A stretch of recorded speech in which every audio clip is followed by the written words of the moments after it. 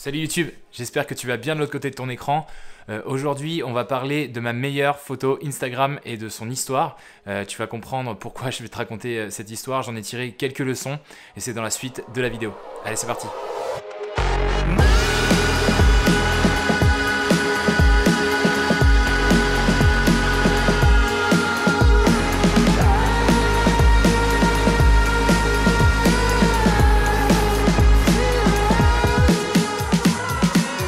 Bienvenue.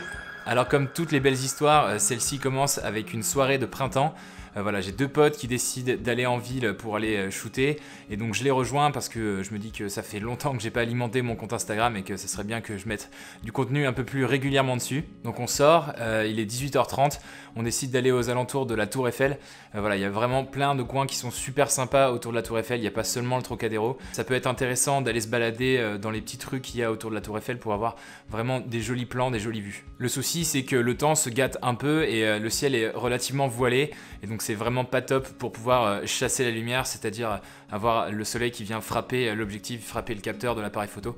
C'est le genre de photos qu'on aime bien prendre dans Paris, c'est toujours des photos assez éclatantes, donc ça rend plutôt bien à chaque fois. Après une journée pareille, on était tous un peu déçus, c'est vrai que voilà, on s'attendait vraiment à avoir un fort soleil et à avoir de jolies couleurs, et là c'était pas du tout le cas. Donc on fait quelques tentatives mais on finit par se séparer parce que ça donne rien de bien. Et donc moi je pars tout seul, je vais aller choper un métro et je passe par une petite passerelle au-dessus de la Seine. Et là je sais pas ce qui se passe mais le ciel commence à s'emballer, ça devient rose, ça devient orange, jaune. Je suis sur la passerelle, j'ai la Seine sous moi, j'ai la Tour Eiffel en fond. Donc là vraiment c'est énorme, j'ai vraiment des conditions de ouf. Et donc je me mets à capturer, roulement de tambour, ça. Je suis vraiment super fier de cette photo, elle est vraiment top, j'adore la composition, j'adore évidemment les couleurs qui sont incroyables, qui sont même surréalistes. Évidemment, pour sublimer tout ça, je fais un petit editing sur Lightroom pour booster les couleurs un petit peu, ajouter de la netteté, etc. Et arrive le jour où je la poste sur Instagram, et là, c'est la fête. Voilà, plein de likes, plein de commentaires. Tous les gens apprécient énormément, alors voilà, parce que la composition elle est sympa, aussi parce que c'est la Tour Eiffel et que ça fait toujours mouche quand tu postes une photo de la Tour Eiffel. Bref, c'est un vrai succès, ça fait toujours partie de mes meilleures photos sur Instagram, en tout cas celles qui sont les plus populaires. Et là du coup tu te demandes pourquoi je te parle de ça. Super, j'ai fait une jolie photo, il y a eu plein de likes, plein de commentaires, super, mais qu'est-ce que t'en as à faire toi? Je suis vraiment fier de cette photo parce qu'elle a une histoire. En fait je te l'ai pas dit, mais ce soir-là j'avais pas prévu d'aller shooter et du coup j'avais pas mon appareil photo avec moi, donc je l'ai capturé avec mon smartphone.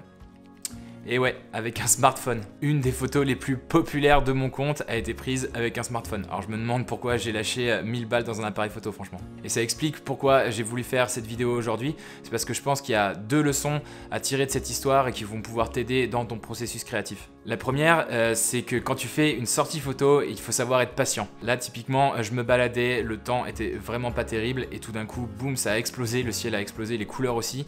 Donc c'était le moment parfait pour capturer des images, des belles photos, des belles vidéos aussi. Vraiment être patient, savoir apprécier les changements de la météo, savoir attendre pour qu'un endroit se vide, un lieu se vide pour pouvoir faire une photo avec peu de personnes dessus. Vraiment c'est essentiel, ça fait partie du travail du photographe d'attendre l'instant parfait. Donc tu peux passer plusieurs dizaines de minutes à attendre qu'il y ait un passant qui traverse la rue par exemple. Il faut aussi pas hésiter à se lever bien tôt le matin pour pouvoir être prêt, pour pouvoir bien composer juste avant que le soleil se lève. Donc le message c'est être patient, prendre son temps, s'assurer de capturer le meilleur moment, le moment parfait. Il y a une deuxième leçon aussi avec cette histoire, c'est que ce n'est pas une question de matériel. Comme je te l'ai dit, j'ai capturé ça avec un smartphone. Alors j'ai pu la shooter en RAW, ce qui fait que j'ai pu un peu retoucher les couleurs et voilà, la sublimer après coup. Mais voilà, vraiment j'étais avec mon téléphone, j'avais pas prévu de sortir shooter. Et donc voilà, je voulais aussi te parler de cette histoire pour te sensibiliser à ça. Faut pas trop te poser de questions au niveau du matériel. Ce qui compte, c'est la prise de vue, ce qui compte, c'est l'ambiance que tu vas capturer, le message que tu veux faire passer. C'est vraiment une philosophie qu'il faut avoir en tant que photographe ou en tant que vidéaste.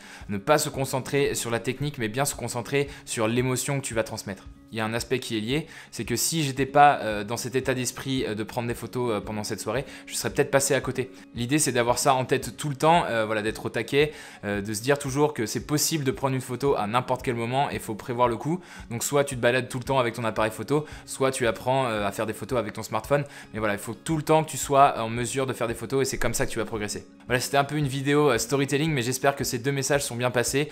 Il faut être patient et ce n'est pas une question de matériel. J'espère vraiment vraiment que ça va t'aider dans ta progression en tant que photographe ou en tant que vidéaste.